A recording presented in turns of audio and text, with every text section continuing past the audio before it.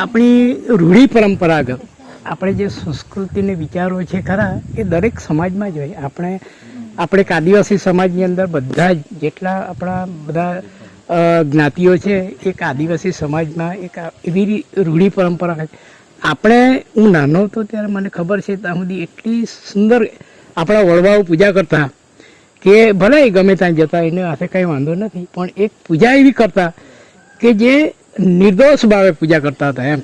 આપણે અત્યારે તો લગભગ એવું કે ફલાણું આમ જાય ને ફલાણું એમ જાય ને એવું નહીં. તે વખતે પૂજા સિસ્ટમ હતી એમ. ચૌધરીમાં બોલો ચાલે? હા ચાલે ને. હાર તે ત્યાંમાં છે આપણે બધા જે વડવાઓ હતા તે પૂજા કરતા હતા. મારે થોડોક નાનો પણ માને હે નાગા કે નહીં એ જે પદ્ધતિ આ ભલે આપણને પથ્થરથી કે આપણે હલાથી ન કરીએ પણ પથ્થરના દેવ એમાં પ્રાણ શક્તિ છે.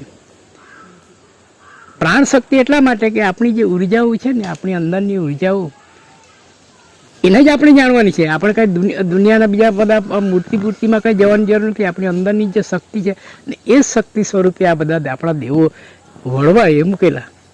આપણે એમાં કંઈ કરતા નથી પણ એ વડવા કંઈ આદિ અનાદિકાળથી પૂજતા આવેલા છે આપણે.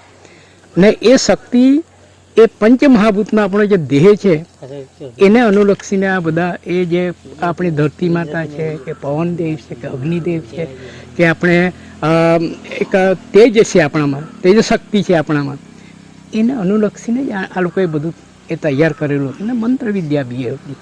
પણ આપણે ધીરે આપણે છે ને આપણને કદાચ એવું લાગ્યું હોય કે આપણે આના કરતાં પેલા હારા કે પેલા એવામાં પડવાની કંઈ જરૂર નથી. ભલે આપણે ગમે ત્યાં જઈએ પૂજા પદ્ધતિ કરીએ એમાં પણ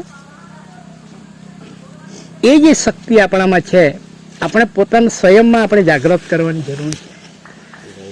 જાગૃત આપણે જો કરીશું તો આપણે ઓટોમેટિક અને હું તો અત્યારના એક સમાજને એમ કેમ કે તમે થોડાક જાગૃત થાઓ, આપણો સ્વયંનો આપણે પોતાની રીતે કરતા શીખો ને આપણા છોકરાઓને ભણાવો.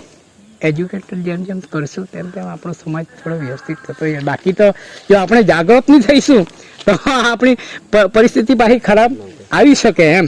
એટલે આપણી આ પૂજા પદ્ધતિ બાલુભાઈ આ તો બહુ પહેલેથી તો એને ઓળખું પણ એ બધા હશે ને તે બધા એ આપણે જાળવી રાખવાના.